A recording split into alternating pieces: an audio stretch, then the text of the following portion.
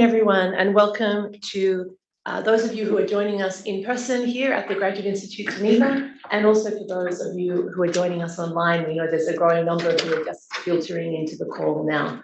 So welcome again. My name is Carolyn Birkbeck. I'm the director of the Forum on Trade, Environment and the SDGs, which is based here at the Graduate Institute, TESS for short. And I'm really delighted to welcome you to this discussion today entitled Climate Change, Loss and Damage, an Emergency Economic, Finance and Trade Agenda for a Planet on Fire. So we're also here today, or the primary purpose of our event today is to launch, for a Geneva launch of the recently published Climate Vulnerable Economies Loss Report. And this has been, this event is held in collaboration with the Secretariat of the Climate Vulnerable Forum and V20, the Ghana Permanent Mission to the UN, and other international organizations in Geneva, the Center for International Environmental Studies here at the Graduate Institute, the Financial Futures Center, the Center for International Environmental Law, and Aroha. And if you think of the excellent collaboration that this report has spurred today, it's really, I think, a fantastic indication of how critically important this issue of climate vulnerable countries and the economic losses that they're facing in light of the climate crisis. And so it's really wonderful that it spurred this kind of collaboration on the event today. So as you're all aware, this is a hybrid event. There will be a recording that we will make available online afterwards for colleagues who couldn't join us today. So we encourage you to share it afterwards with your networks. Now, we all know that the climate crisis that we're facing has enormous and also varied impacts. The latest estimates demonstrate that the Earth's warming will exceed 1.5 degrees Celsius within the next decade, regardless of our collective efforts to reduce emissions. And this climate change is already having adverse effects on the global economy, especially as countries struggle to adapt quickly enough. Now, for countries in the vulnerable 20, of course, these challenges are far more dire. And this report presents some of the first estimates of the economic loss attributable to the climate change and calls attention for the international community to act more and faster in defense of these climate vulnerable nations. So today we will focus specifically on the sort of economic, finance and trade agenda that this report outlines, and to think about what can be done among international organizations and by governments to push forward action in this respect.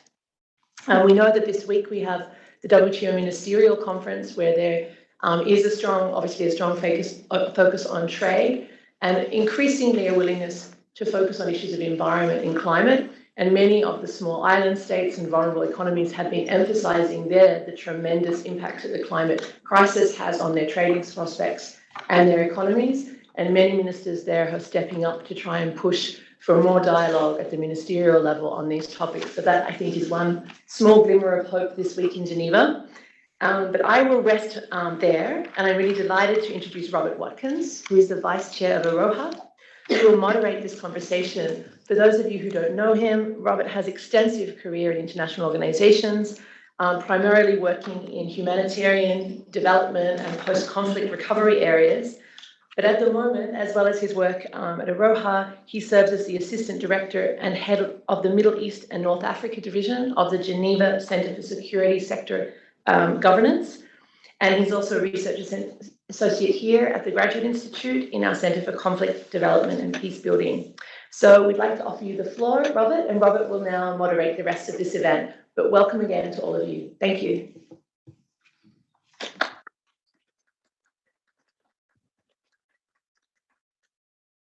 Thank you very much, Carolyn. It's a pleasure to be here, and welcome to all of you, and welcome to our listeners who are following us on the internet.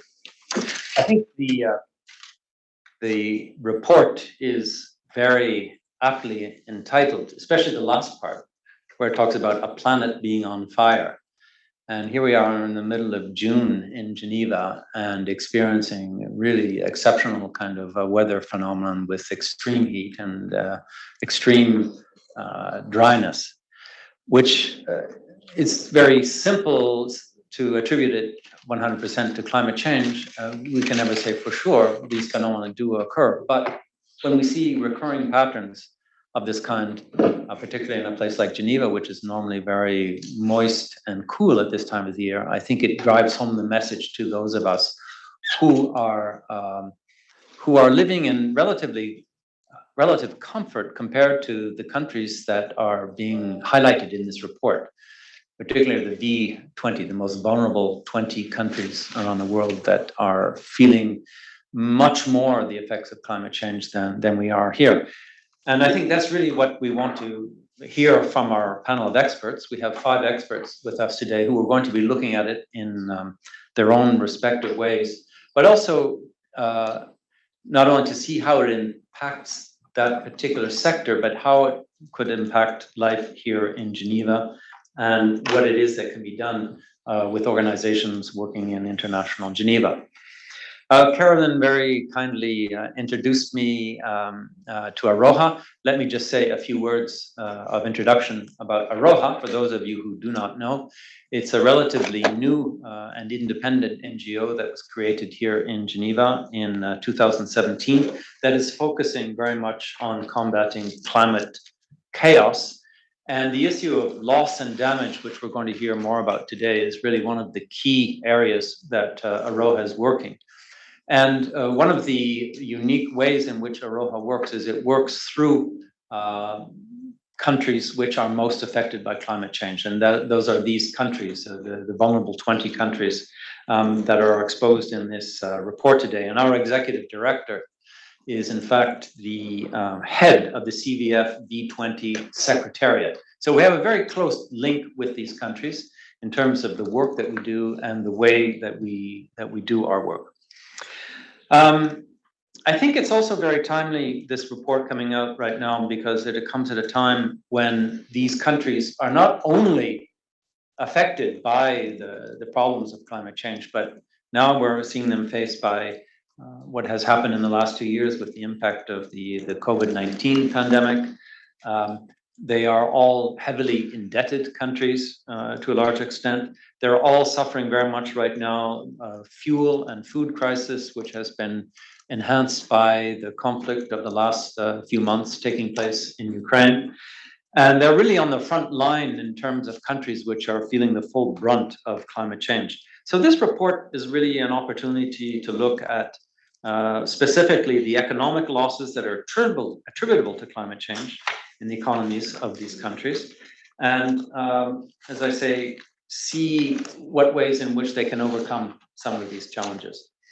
To start the session off, we are going to have a pre-recorded video from the Ghana's Minister for Finance and the V20 chair. Ghana has just taken over the chair. He's His Excellency Mr. Ken Ofori-Atta, as I say, Minister of Finance from Ghana. And we will also be hearing from Sara Ahmed, who will give a presentation on the report. Sara is the V20 Workstream Coordinator and Finance Advisor working with Aroha right now. So maybe we could move right now to the video. Excellencies, climate change continues to be an existential threat, especially as we see and experience the impact of the world's daily political and economic decisions, which prioritizes socioeconomic growth pathways that are delinked from environmental sustainability. As we approach COP27, it is important that we are reminded of the UN Secretary General's assessment of the outcome of COP26, particularly his warnings about the potential to exceed the targeted global temperature threshold. According to the General Secretary General, the present set of nationally determined contributions, even if fully implemented, will still increase emissions this decade on a pathway that will clearly lead us to well above 2 degrees by the end of the century compared to pre-industrial levels. This clearly highlights the need for the developed world to be more forthright in the approach towards fighting climate change. In order to protect the global economy, which is expected to experience a loss of up to 18% of GDP by 2050 from the impacts of climate change if global temperatures rise by 3.2 degrees Celsius, exceeding, according to the Swiss ARI Institute. Developed countries need to invest more towards adaptation and keep a keen eye on loss and damage as we work together towards achieving the 1.5 degrees Celsius temperature threshold. It is therefore worth emphasizing that the breaching of the threshold temperature of 1.5 degrees centigrade will send the world into climate chaos, accelerating weather cycles, accentuating severe weather events like flooding, sea level rise, heat waves, amongst others, causing even more loss and damages in the developed world in the absence of robust adaptation measures and infrastructure. This report, which presents a unique study into the recent economic loss and damage suffered by the world's most climate vulnerable economies, the members of the Vulnerable 20 V20 group and Climate Vulnerable Forum CVF, demonstrates how over the last 20 years, the most at-risk economies of the V20 lost over half their economic growth potential due to the negative effects of human-induced climate change. On average, a fifth of the GDP of our 55 economies has been eliminated. In other words, without climate change, our people will be 20% wealthier today. We are bearing this alarmingly high economic cost despite having contributed the least to global warming, which is primarily responsible for the accelerated climate change we are experiencing today, while also noting that we are the least equipped to respond to these costly consequences. These enormous economic costs accentuate the significant and irreversible damage that has been done and continues to be done to ecosystems, social structures, livelihoods, and lives from extreme climate events. V20 finance ministers and communities are already being compelled to allocate alarmingly significant and growing proportions of their public budgets to cover rapidly growing loss and damage costs, which further erodes the already scarce resources intended to support critical economic and development strategies in education, public health, nutrition, energy access, and job creation. The V20 group of finance ministers, representing 55 of the world's most climate vulnerable economies, reiterate our need for separate and dedicated international funding for loss and damage. Through the V20's role in co-chairing the INSU Resilience Global Partnership and our engagement in further important financial protection mechanisms, including the Global Shield and the Insurance Development Forum, we must close the massive 98% financial protection gap against climate and disaster risk in the V20 countries as rapidly as possible. For this reason, at our V20 Ministerial Dialogue in April this year, the V20 resolved to pioneer our own loss and damages funding mechanism. We have allocated and mobilized funds from the philanthropic community through our own CVF and V20 joint multi-donor fund to channel resources directly into the worst affected communities of the V20 with small grants. We are working with the Global Environment Facility's Small Grants Program to develop our V20 loss and damage funding mechanism. However, what the V20 can do on its own is limited and only makes sense if the world's wealthy and climate change responsible nations can be inspired by our path-breaking efforts and go beyond. It should fall on COP27 to decisively act on providing for the void of finance for loss and damage. This will be a litmus test indicating the willingness of the parties who fuel the current climate crisis to begin taking proportionate and significant responsibility for their role in global warming, and acknowledging the moral responsibility to reduce the impact of their actions on the developing world's poor and vulnerable nations. As a matter of pragmatism and justice, the V20 and CVF are thereby calling on COP27 to establish an international financing mechanism for climate change loss and damage in solidarity with victims least responsible for and least equipped to withstand the increasing frequency of extreme shocks driven by climate change. It is important to remember that economic stability is critical to the decarbonization process, and developing countries cannot be expected to successfully transition to sustainable low-carbon economies when their resources are stretched due to constant battles against the effects of climate change. Thank you.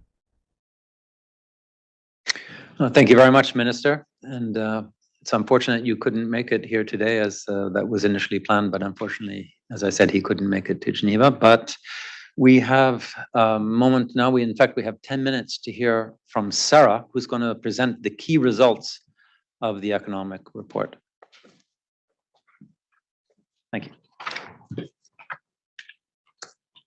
Thank you, Robert, and hello, everyone. I'm pleased to be here with you today to give an overview of the V20 and on the recent Climate Vulnerable Economies Loss Report, which, as Robert highlighted, quantifies economic losses over the last 2 decades attributable to climate change. So first, a little bit about the Climate Vulnerable Forum and the V20. The CVF and the V20 span 55 economies across the world, representing 1.4 billion people and $2.4 trillion of GDP. The current presidency is vested in the government of Ghana. The Climate Vulnerable Forum, the CVF, established the V20 in 2015, just 2 months before the Paris Agreement, in order to translate the political agenda into real economy outcomes, including driving investment to where science and practice indicates vulnerability and opportunity is located. There are 6 core policy objectives in the V20, spanning the delivery of the $100 billion per year of climate finance, which includes doubling of resources to adaptation, climate prosperity plans to mobilize and optimize investment, de-risking and credit enhancement to reduce the cost of capital, reducing the 98% financial protection gap through climate and disaster risk financing, including with open access to risk analytics and climate smart insurance for enterprises that form critical supply chains. And lastly, to gain access to carbon markets for additional finance. Oh, and a final point, as the minister had mentioned in his speech, a V20 loss and damage funding program in order to deal with the losses and damages faced by the most vulnerable economies and communities. So against this backdrop, I will now share the key findings of the Climate Vulnerable Economies Loss Report launched by the V20 last week. So climate change has eliminated 1/5 of the wealth of the V20 over the last 2 decades. Initial evidence shows that the V20 would have been 20% wealthier had it not been for climate change due to the losses incurred. And for the 10% of the worst affected V20 economies, economic losses due to climate change are estimated to have exceeded 51% of all growth, so more than half of all growth since 2000. And these countries would be thus twice as wealthy today had it not been for climate change. In aggregate dollar terms, V20 economies have lost approximately $525 billion attributable to climate change. This is a level of devastating wealth destruction for frontline economies and communities. Nearly all V20 economies have already warmed to mean temperatures that are far beyond what would be optimal for generating economic growth, and thus have instead incurred economic losses. This means that as we are on track to breach the 1.5 centigrade survival limit of the Paris Agreement, additional warming will only carry V20 economies further from the optimum, thus greatly increasing climate-fueled losses. The report is clear. Adaptation needs to accelerate at a phenomenal rate, both to prevent loss and damage at the current levels, as well as to offset compounding economic losses and damages. However, this report also highlights and provides evidence that international support supplied to V20 economies affected by climate extremes can reduce the negative macroeconomic effect that would otherwise occur. This underscores the need for funding loss and damage in speed and scale. Thank you.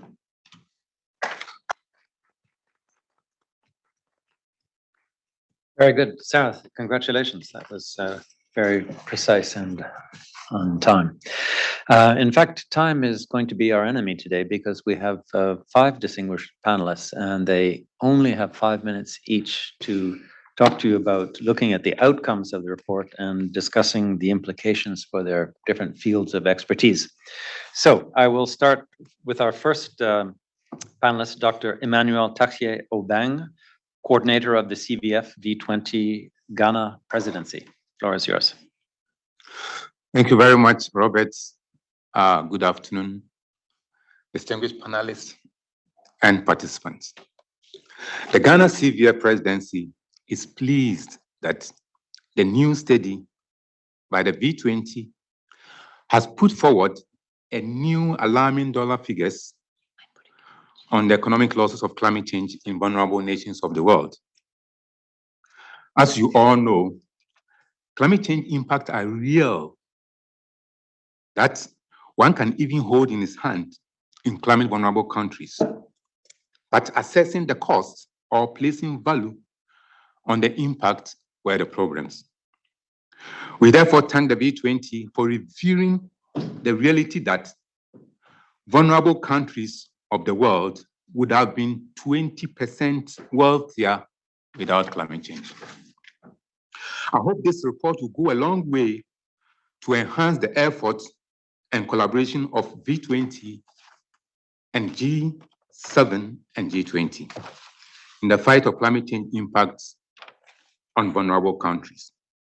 With these implications, the Ghana CVF Presidency has outlined the following strategies to reduce our vulnerability and poverty. One, vulnerable countries of the world are developing what we called climate prosperity plans, a framework that will chart a pathway to build our resilience from vulnerability to prosperity, as climate change is making us more poorer, as indicated by the report. This is being done through articulation of investment opportunities and financing to help us maximize our socioeconomic outcomes in the face of climate change impacts. Secondly, we need to scale our financial protection efforts in order to reduce climate-fueled risks to governments, micro, small, medium-sized enterprise, and communities, as current domestic public funds are insufficient to deal with impact of climate change.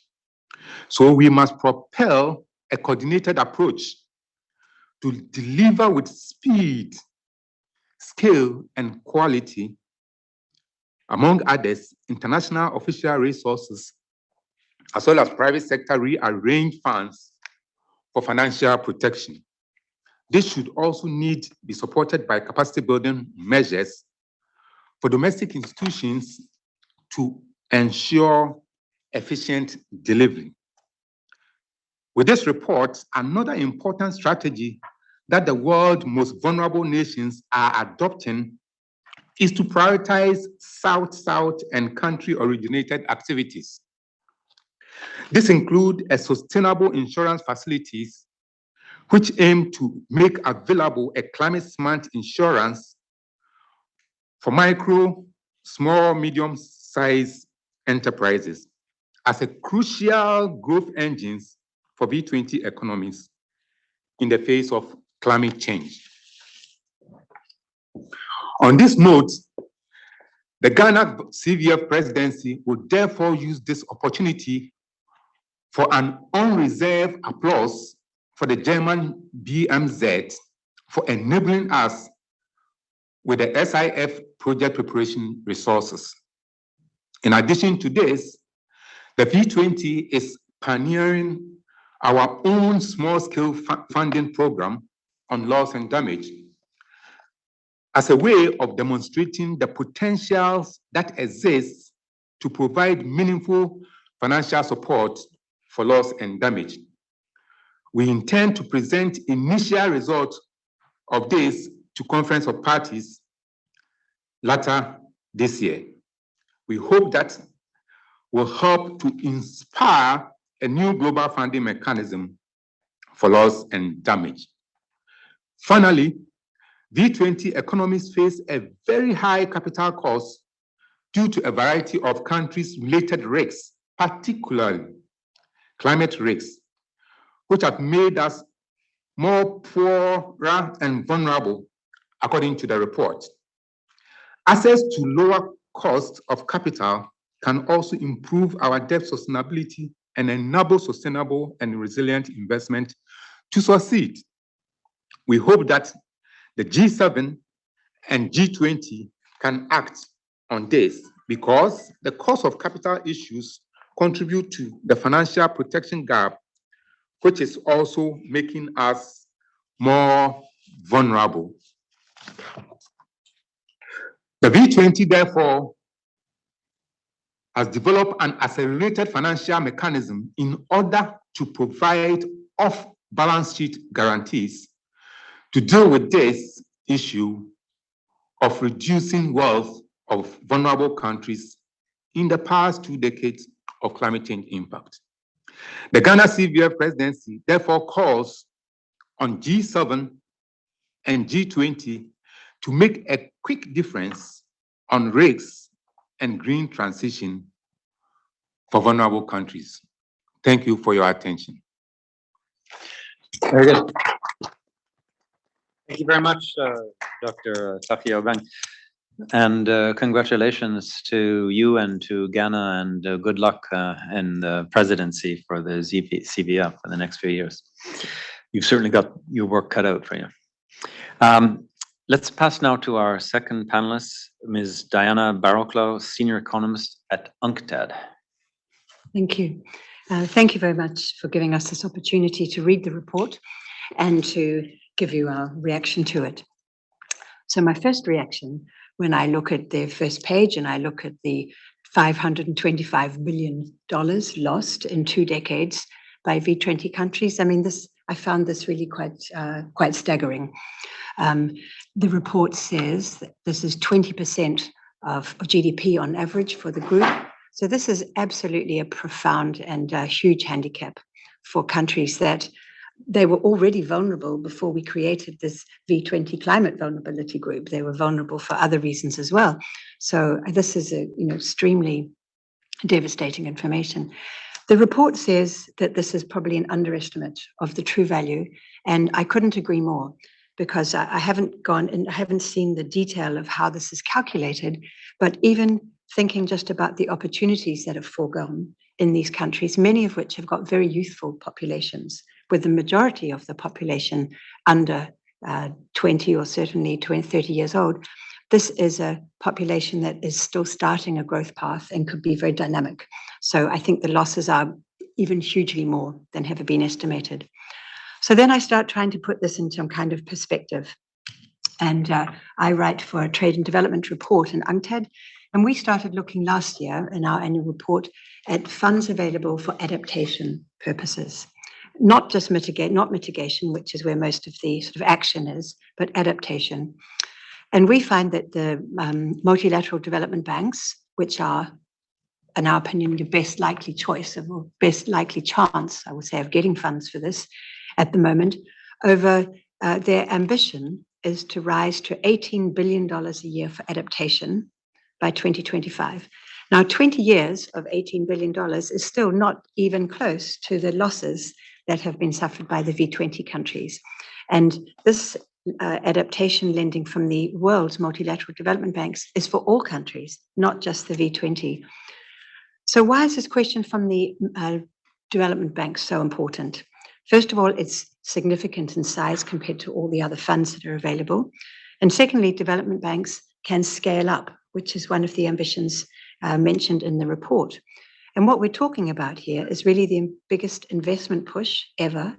But more than that, it's also the biggest global safety net required ever. This is what loss and damage cover is really talking about. So banks are going to be, under the current configuration of the international financial architecture, banks are the best chance. From the countries themselves, why can't they raise the finances themselves? Well, we just heard from our speaker from Ghana that the V20 countries face very high capital costs. According to our UNCTAD research, they pay 10% more than any other country to borrow because they're perceived as being a high-risk country to start. And on top of that, they already have high levels of debt. Huge numbers of V20 countries are at risk of debt distress if they're not in debt already. So it's obvious they're not going to be able to provide this financing themselves. And in fact, the question could also be, why should they, given that they're suffering from problems which they did not create. The role of concessional finance is absolutely essential, and as the Ghanaian colleague has mentioned, V20 are often excluded from concessional finance. You know, the new funds that were set up for COVID, many of the V20 countries were not able to access those because they're considered high income. But high income is not the same thing as vulnerability. So we need to reclassify the way that these countries are looked at.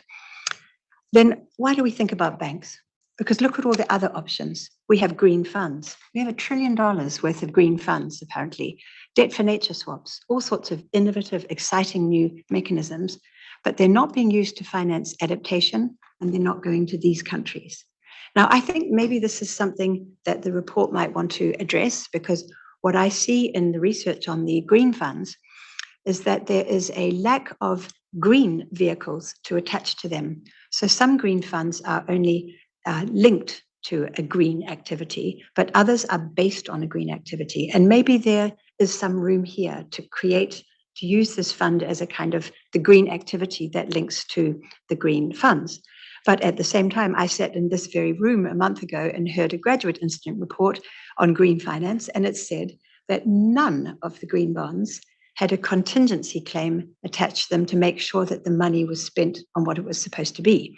So I would say that if we do go down this path, there's a big challenge to make sure, you know, that the money goes where it's supposed to. Then I started thinking about other forms of safety nets. And, you know, we have a global financial system which has foreign exchange liquidity funds, which in a way are kind of like the sister or the brother to these loss and damage funds. These are set up to provide emergency payments for countries that are having balance of payment shock. And South-South growth in these funds has been massive over the last 10 years. It's really changed the landscape. There's trillions of dollars in these funds. But countries did not use them during the COVID. They didn't. They turned to bilateral funds. And this is really a question that why the funds are not used, which is going to be important, I think, in this question. And secondly, who can access bilateral funds? It probably won't be the V20 countries. Out of the $1.5 trillion that was put together during just 1 year of COVID for foreign exchange liquidity, none of them are for V20 countries, and highly unlikely. So now I'm thinking, you know, reading the report, obviously the source of funds that's used here is ODA. And this is, you know, I'm asked to give my reaction to the report. So one reaction would be, this is where we could have more information, I think, in ongoing research, because the ODA was essential in this study. And so far, ODA seems to be one of the most important cornerstones of ample and concessional finance. But actually, is it? So ODA is rising, but it's still not enough. Only a quarter of it is going to adaptation. So we need more for adaptation. But even then, ODA is not sufficiently concessional. A huge proportion of it actually involves costs for the recipients. So it comes as a loan, or it comes as in some way that they have to pay it back. So I think I would address more this question of the ODA. And then the other thing in the report, which I found really interesting, was to make that link between the ODA received and how this helped with the GDP. The example of Tuvalu is given. I've almost finished. I'm almost on time here.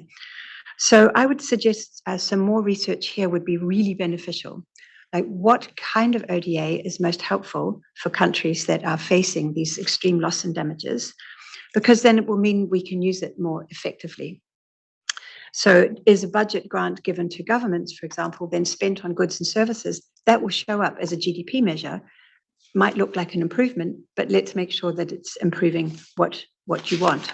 So I would tease that out. Then the other thing we want to think about is, you know, moving beyond adaptation. Adaptation is the first step, but we also need mitigation. And until we have adaptation on the table, countries can't even think about mitigation. But here we have to think about what's called climate Minsky moments, where there's this concern that a climate shock cascades through the whole economy. So I think that the story that has been painted, which is a very distressing one for the V20, could actually be so much worse. You know, the impact could be still greater. So then just picking up the conclusions of the report, there were 3 conclusions that were drawn in the report.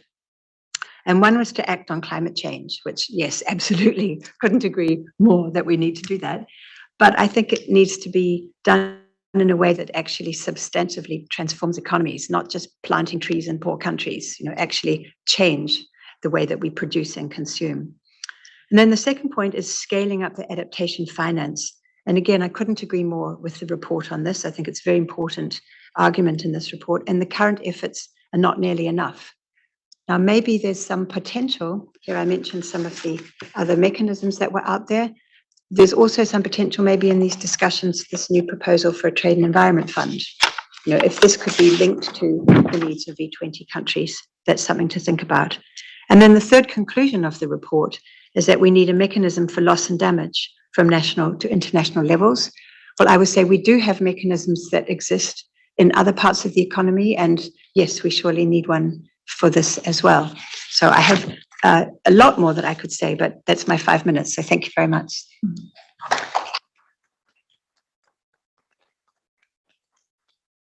Thank you very much, Diana. And let's move right along to our next panelist, Ms. Joie Chowdhury, who is the Program Coordinator for Environment and ESCR at the International Network for Economic, Social and Cultural Rights. Thank you, Robert. Yes, I'm Joie from the International Network for Economic, Social and Cultural Rights, a global network of more than 300 organizations in over 75 countries. I'm honored to be here today. We welcome this powerful report, which is a stark reminder of the need for urgent climate action and scaled up climate finance. On reflections on this report, the first point I'd want to make is that the issue of loss and damage is very clearly a human rights issue. Severely and directly in the here and now, loss and damage is undermining the enjoyment of the rights to life, food, water, housing, health, education, livelihoods, and other rights. Rights in relation to which states have existing obligations under treaty law, including extraterritorially. Moreover, loss and damage, as outlined in this report, and as the previous speakers have outlined as well, is leading to crippling economic loss. Findings from this report, including that economic losses exceeded 51% of growth since 2000 for the most at-risk countries, and that V20 economies lost 525 billion in the last 2 decades, are devastating.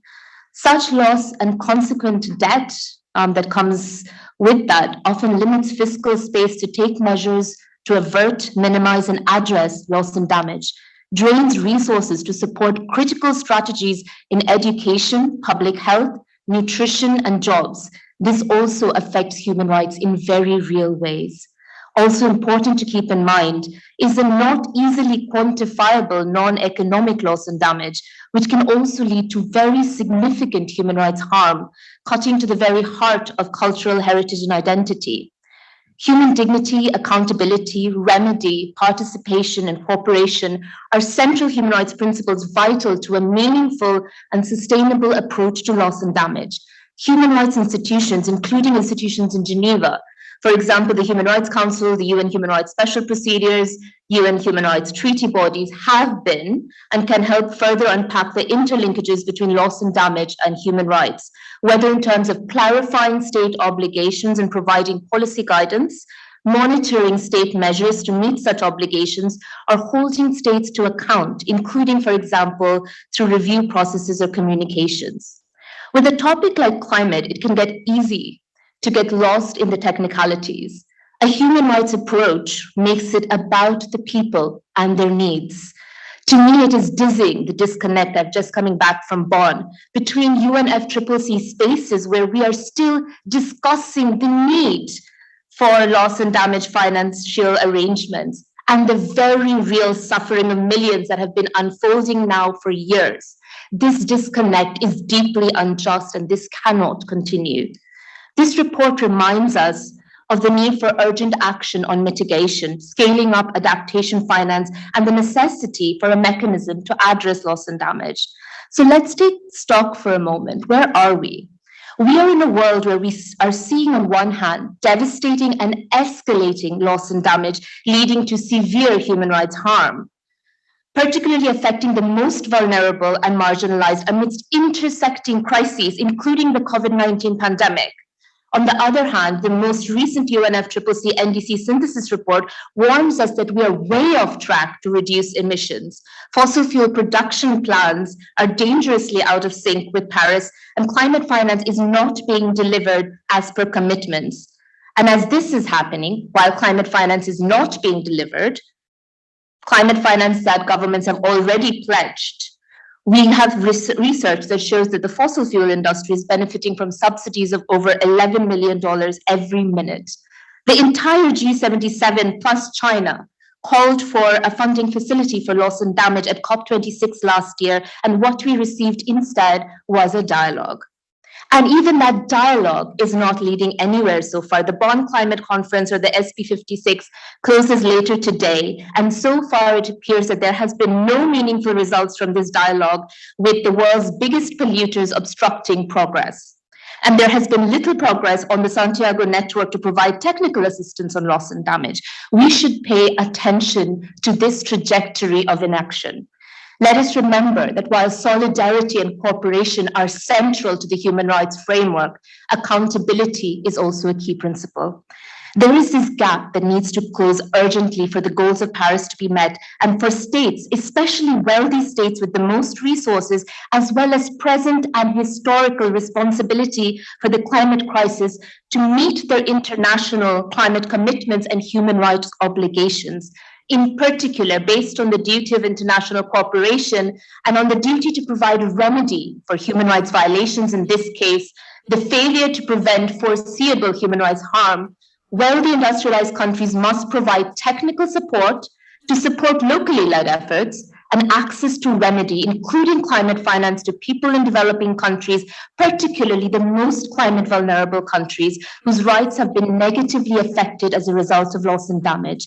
This includes ensuring that new, additional, sufficient, needs-based and rights-compliant finance is mobilized for loss and damage. Acting urgently, effectively, and at scale on loss and damage is a human rights and climate justice imperative.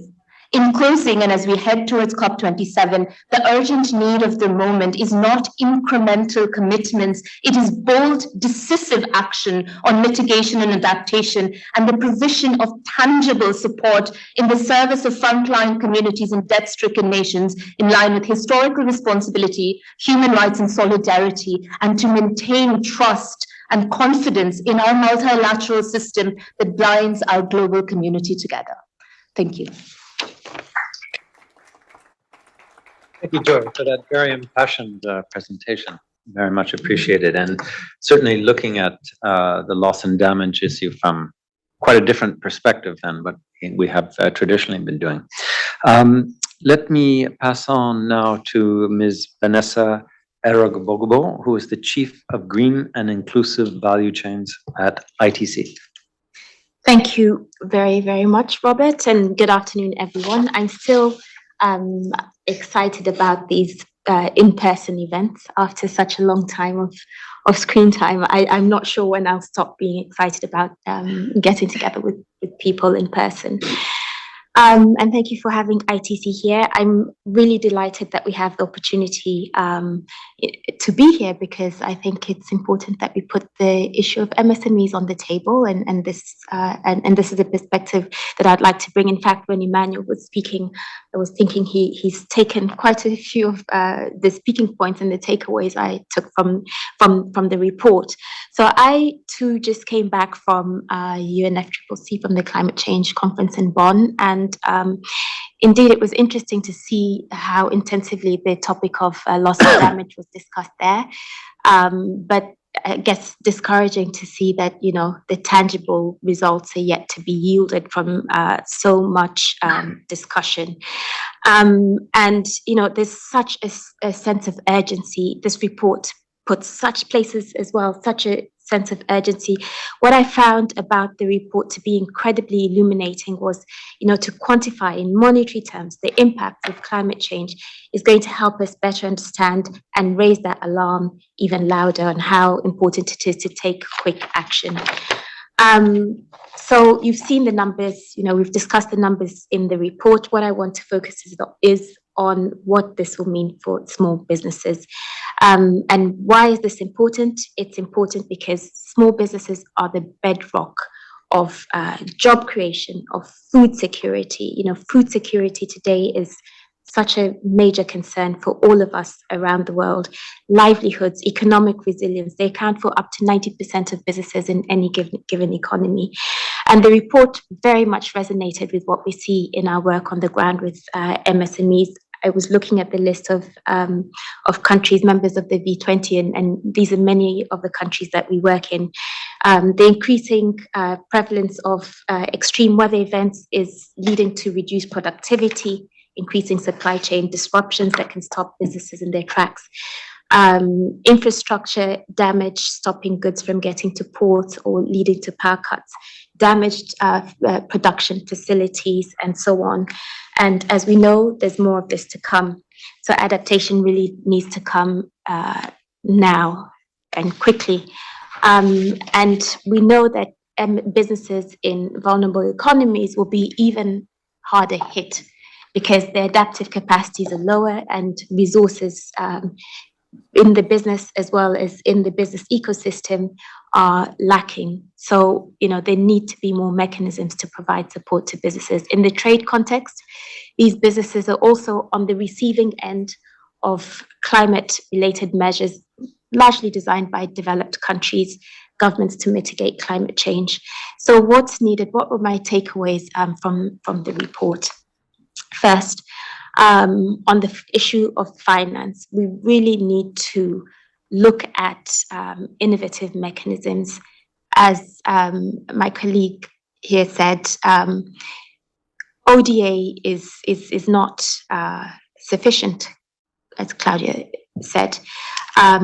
We need to look at mechanisms like blending finance mechanisms. How can we use public finance, philanthropic finance to crowd in private sector investments at an affordable cost for the business sector and use that funding to invest in infrastructure and use that funding to invest in small businesses themselves to increase their resilience and mitigate the effects of loss and damage. Secondly, governments through their trade policies can facilitate access to goods and services that can support adaptation needs of the business, of the small business sector and of the business sector in general.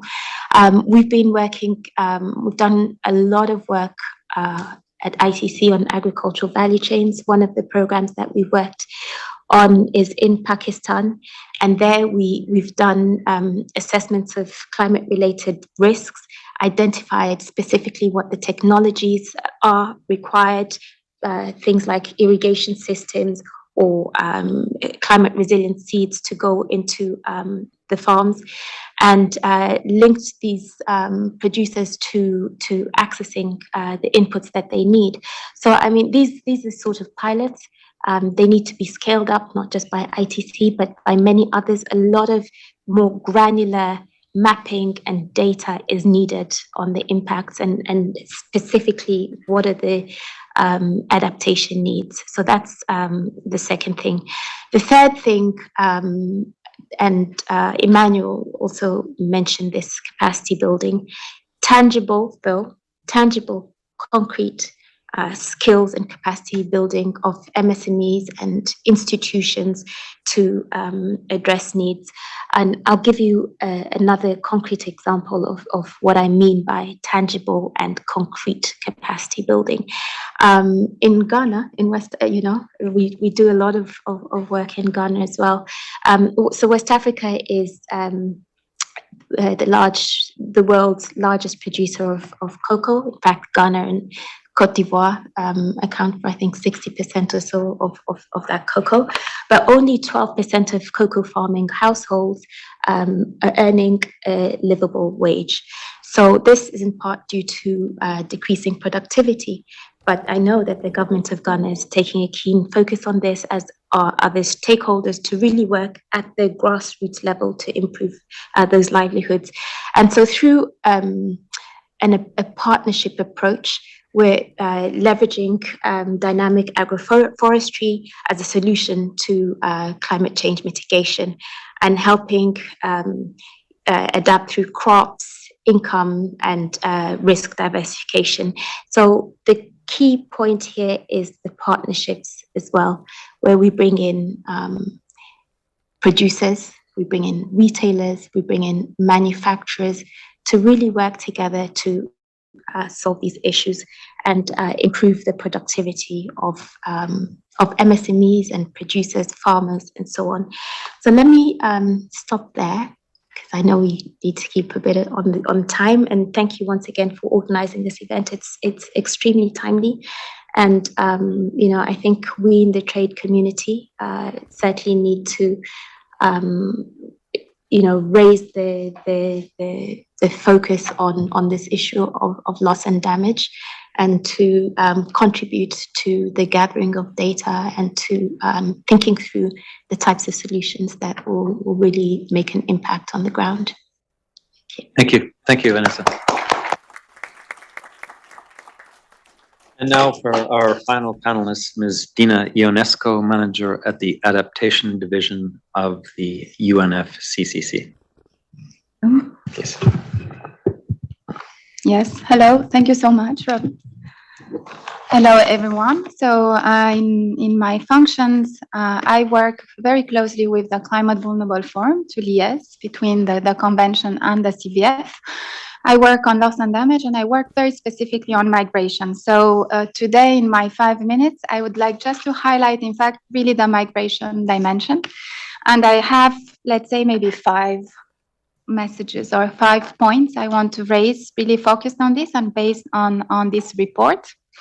So I would say my first point is really to welcome the report, because I think it's a huge effort to really connect the observable changes in climate change impacts, in particular precipitation and temperature. So very complex, slow onset changes with the impact on affected economies. And I think this is very much in line with also what we saw with the outcomes of the last IPCC reports this year and last year, in particular the one on impacts, adaptation, and vulnerability, that really highlights migration dimension for the first time very strongly. It builds on a long-term investment of trying to have the IPCC look at migration. The first time they called attention to migration was in 1991, and the past ocean and land reports highlighted very important notions that are also in IPCC last report and that are connected to our report today.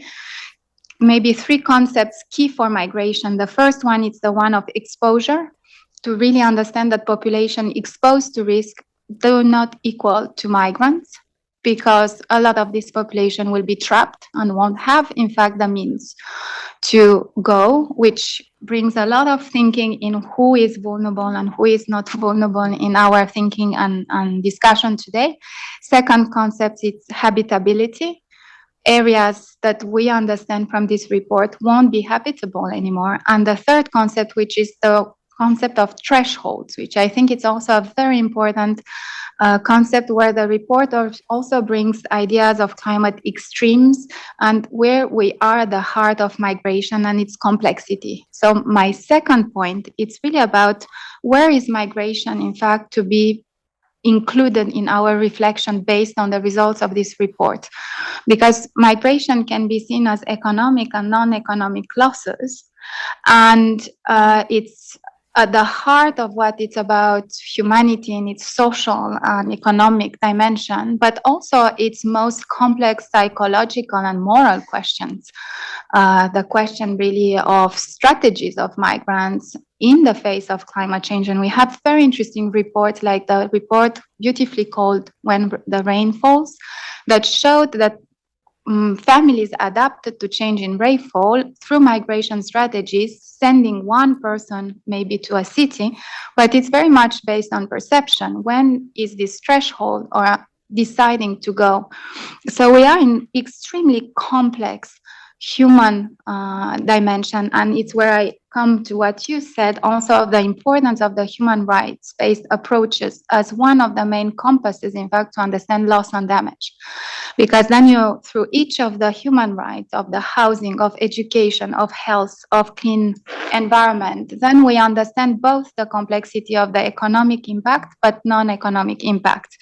And migration, in a way, can help us go one step further with this report and understanding key questions like cultural loss.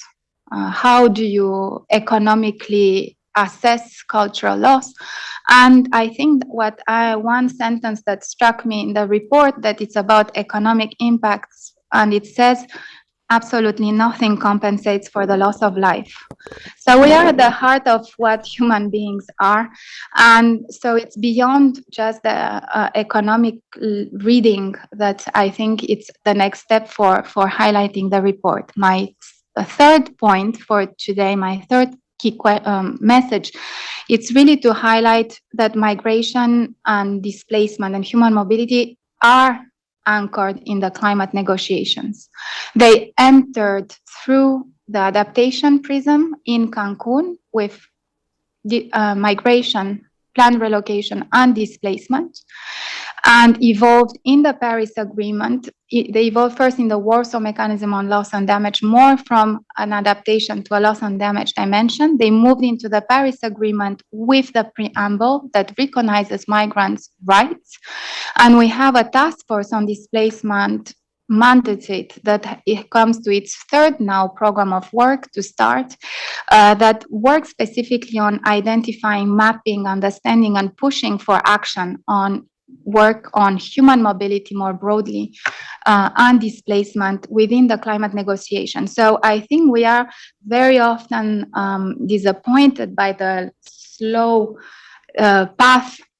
But what I think is key to understand from the negotiation is the anchorage. Once it's anchored, it's there. And for everyone who wants to pressure and push, it's there. My fourth message today, it's the other side of the coin. I think we have the coin of the climate policy, that it's at the heart of the report. But on the other side of the coin, if you look at migration, you have to talk about migration policy. So it's where we touch the complexity of what we are talking about. It's not just for climate policy to advance in an innovative and transformative way. It's also for migration policy to advance in an innovative and transformative way. It means thinking visas, consular protection. It means bilateral agreements, regional free movement protocols. It means very concrete technical developments on the migration side. And we just had a very important international migration review forum in New York with pledges, and I'm very happy to see a pledge from the Climate Vulnerable Forum that really targets the question of migration with a true change of narrative, also looking at the contributions of migrants also to climate action. So looking across mitigation, adaptation, clean energy solutions, youth, gender, culture questions, human rights, all together to push, in fact, for this bigger vision on economic also losses. And my last point, my last message is just to very simple, and it take 1 second, is to really, in fact, once again, congratulate the work of the V20 and CVF colleagues, and to highlight also the priority set up by the Ghana presidency, that it has one priority on migration, and to introduce a stronger vision on migration in all CVF's different outputs to come. Wow, thank you. Thank you. Merci beaucoup, Dina. Well, I think we have about 15 minutes left, and I'm feeling that we've been presented with many different perspectives on the aspect of climate change that has been brought out in this climate change loss and damage report. And we've talked about migration as an issue that is implicated in that. We talked about human rights. We talked about need for different mechanisms to better use of ODA. We've talked about the economic challenges that the V20 countries are facing. I have one question that I would like to put out to the panelists before we open up to the larger audience for questions and answers. And I'm a little bit surprised that no one has made mention of it, because it's one of those very sticky political issues that usually comes up in these kinds of discussions. And certainly Emmanuel highlighted the impact, the economic impact that this was having on the V20 countries, not to mention other countries.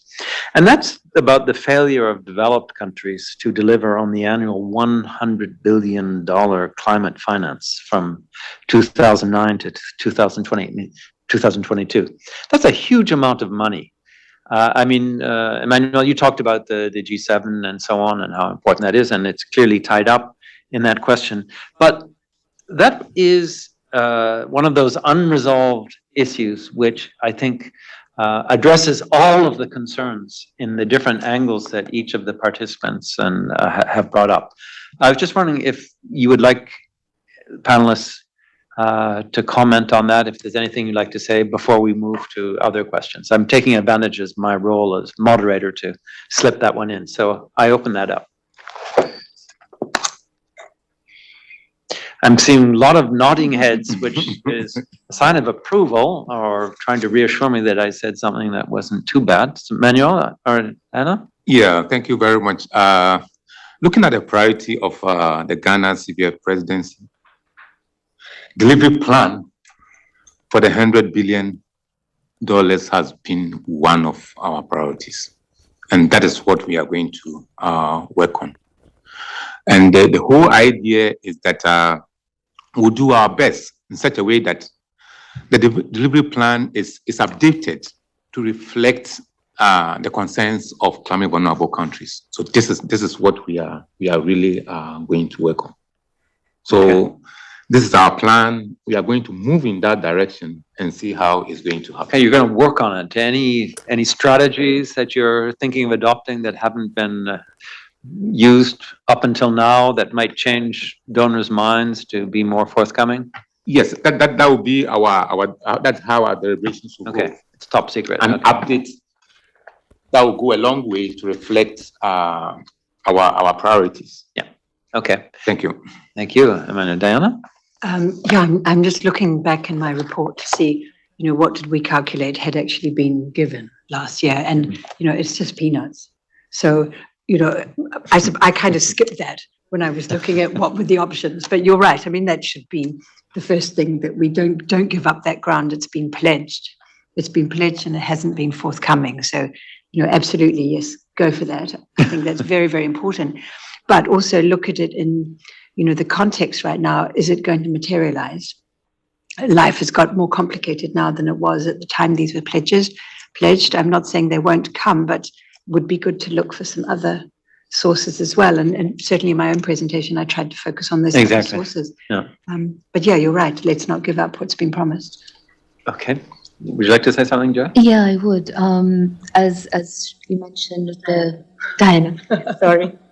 As Diana mentioned, the amount that has been delivered so far in the 100 billion is peanuts. But also there's a statistic that I don't even know if I have it right, because it's so shocking to me, that 80% of what has been delivered so far is in the form of loans. And Diana mentioned the fact of concessional loans, and half of that 80% is non-concessional loans, which just adds to fiscal distress. So it's not just the money materializing, but it is the quality of finance that is also very much anchored in human rights principles. And I will just say one last thing. There's a different sources of finance has been mentioned, and of course they're very important because we need to look across the board. Oxfam has come up with a new report that really looks at these different sources, and for loss and damage shows how it's called the finance gap. I think it was released at the Bonn Climate Conference, and it really shows this gap on what exists out there and why it is not at all adequate to address loss and damage. So I really encourage people interested in that to to have a look at the Oxfam report. Okay. Yeah, okay, okay, thank you. We've only got about 9 minutes left. Let me open the floor to anyone in the audience who would like to ask a question. Sir? Yes? Yes, your pen was up first. Please, go ahead. Yeah, thank you very much for presentations. Yeah, loss and damage, it used to be, and is still a concept, philosophical concept. Previously, it was a project, but it didn't be concrete. It used to be normally an additional protocol for UNFCCC, and unfortunately didn't be concrete. But for some, it was not possible. But even that, it was really possible. Because if we see ABS, access and benefit sharing, as an additional protocol have been adopted for CBD. Normally, loss and damage have been adopted as additional protocol for UNFCCC. But I appreciate all this initiative. But my question is, EFT agenda, it could be possible. Yes, in the international trade, if we see a Tokyo agenda at the beginning of 16th with the GATT, since then Tokyo agenda, Kennedy agenda, then Tokyo agenda, then Uruguay agenda, then Doha agenda. Since 20 years ago, Doha agenda have been adopted and still running until nowadays in Geneva City, Ministerial Conference, WTO. But EFT agenda could be not really additional, but determined for the other international processes who are still going in the UN. And I should mention LDCs, least development countries. The Congress will be normal. It is on 2011, there was a decision to make. Sorry, sir, we don't have much time. I'm concluding, but I should raise at least one question. Okay. Yes, I'm not giving another statement, but I should mention LDCs, least development countries. It is international processes, but EFT agenda will be an additional and determined for LDCs. That LDC Congress, it is every 10 years. But my question is, why you have been adopted only for last 2 decades. Why not last 3 decades or last 4 decades? Yes, you will tell me maybe about the Kyoto protocol, but I will be happy to hear an answer. And another question, why only V20? Because we can have also V20 plus, and I stop here. Thank you very much. Yeah, thank you. Do you want to take that last question, Emmanuel? Or Sara? Okay. Yeah. The last question. Yeah. Why V20? Thank you. Yeah, so the V20 is a group of 55 of the most climate vulnerable economies, but a lot of the solutions that come out of the V20, a lot of the ambition is to support global ambition as well as opportunities for non-members as well. So it's a political and practical starting point with finance ministers. Yeah, there are LDC countries as well as small island developing states and middle income countries as well. Yeah. Okay, thank you. Any other questions before we go online? Yes, madam, could you identify yourself and your affiliation? Thanks for the great presentation. So we're gonna have to ask you to repeat that when you get the microphone. Yeah. All right. Can you hear me all right now? Yes. Okay. First of all, thanks for the great presentation. It's very, very enjoyable. In terms of identifying myself, my name is Victoria Seifert. I work with WTW, Global Risk Advisory on disaster risk finance. In my previous life, I have been engaged a bit closer with the V20. I do have a few comments and would be happy to hear your thoughts on it. Talking about MSMEs and insurance and enhancing insurance solutions, I was wondering what you see as options, I guess, to use trade agreements, market liberalization, regionalization of markets to build better entry points for insurance solutions. And we're talking about climate risk, supply chain risk for MSMEs. I think that is one. And then the second comment that I have is that the V20 have made great strides, right, in terms of addressing insurance solutions for MSMEs, thinking about what we would call the last mile, right, the particularly vulnerable population segments where affordability is a big issue. I am wondering around the thinking of combining, I guess, the disaster risk finance space with humanitarian actors such as WFP, UNICEF, and so on and so forth, when it comes to bringing together disaster risk finance and relief. And I'll stop here. Thank you. Thank you. Any panelists like to address that? Sure. Yeah, Diana? Oh, you want? Oh. Okay. You go No, first. don't want to. Okay. Thank you. So just thinking a bit about the trade agreement, trade agenda, I agree, we didn't talk about that very much. But there's so much to say, so much to do in this topic.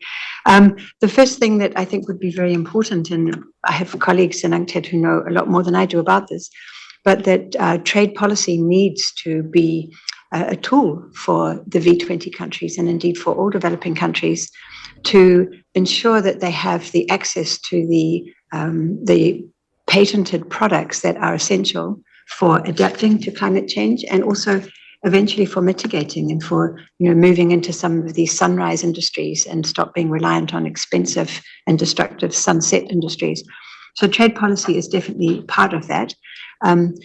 I was talking before about a climate Minsky moment where you have this cascade of impacts on countries that can come from policies. It doesn't just come from climate change. Also, the policies in place can have cascading implications, and trade policies can be like that too.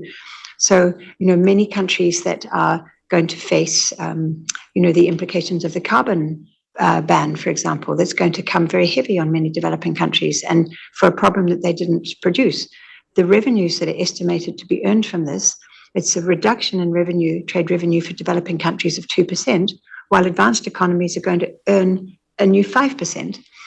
Can that money be used as a resource for V20 countries? We would say that it would be appropriate for that to be the case. The other thing is that many of the V20 countries are very exposed and vulnerable in terms of their trade patterns to products or processes which will be impacted, either in their role in global value chains or because they are importing or exporting them. The plastic work we do with Carolyn, a number of countries are importing or exporting more than 20% of their total trade is plastic. Only a few countries, but they're very vulnerable countries. So here is an example where a policy for good and important reasons, to reduce pollution, is going to have differential impacts on countries that will need some help to respond. I mean, all the countries want to rise to this challenge, but some will need more help to do so. So I hope that helps answer your question. Yeah, thank you. So we've just got 1 minute left, but Sara, you're following the online questions, or? No. I'm doing that. Caroline? Yes, sorry. You're following it? Yes, sorry. Okay, maybe we could just so that we are not forgetting our colleagues who are following this online, could you select one of the questions maybe? Exactly. The one that I thought that was most useful that had come online was to, the person has expressed that they're really impressed by the passion and determination that many of you are bringing to this issue, but also that it's not getting the traction that you want or that it's needed. And so the question is, where have you had the greatest leverage, or do you see strategically as sort of the key hooks for making progress on this? I mean, we have talked about this UNFCCC process and the purpose of grounding it. Maybe there are just many and you have to try everywhere. But I was personally also really struck by your comments on accountability. So it'd just be useful to hear, where would one go next? What's the most important thing that we could do? Thank you. Dina, I think that's a good one for you. Yes, it's a very difficult question because there's reason for pessimism and optimism at each step of our lives, I think. And the question for me, it's what I would say, it's there are so many spaces of action, and we should focus on going in these spaces of action. Even at the COPs, there is so much practice that's brought in, not necessarily in the negotiations, there's life there. And there's a lot of hope. So I always try to not forget this. Then for this event today, I will have as a key message, read the report, because it's an effort to really understand how you show impacts at economic level with a whole model that's very complex. And when you read it, you understand also why it's so difficult, for instance, to capture how to do about non-economic losses, in particular cultural heritage. I think it's one of the key. And once again, I think that for me, human rights, it's one of the best approaches to understand, in fact, next steps and really put loss and damage into very concrete actions that each of them are supporting one of the human rights we all have. So I try this little response to this. That's good, and I think that's very tough question. I think that's really what has been the richness of the discussion today, is that we've looked not just at the economic, financial, and trade impact, but some of the other areas which are equally important. So we're going to have to end there. Sorry we couldn't take any more questions, but thank you to the audience very much for coming and paying attention to our very distinguished panelists. And of course, I'd like to thank the panelists for their presentations and their answers to generate the discussion.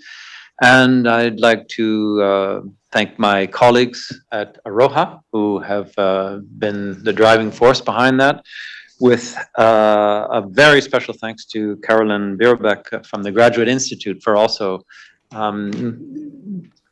facilitating this partnership with these two very important bodies here in the Maison de la Paix. Thanks again, and stay tuned to this space. We hope that there will be other events of this kind that you can participate in.